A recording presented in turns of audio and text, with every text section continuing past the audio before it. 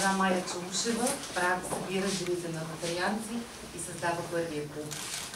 По-късно искам да кажа, че Inner Wheel Видин е един от първите клубове в страната. През 2000-та година се създава и нашия клуб, а 2004 и 2005 година се създава и дистрикт 248 България Inner Wheel. Много тази година и виждам колко вие много работите и сте дошли и сега да уважите нашата организация и нашите цели. Целите ни са приятелство и служба на обществото чрез приятелство.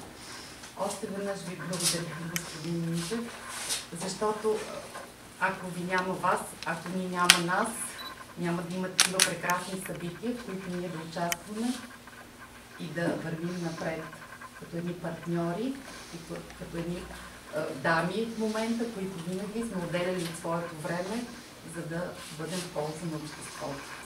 Всичко е бил за майка България.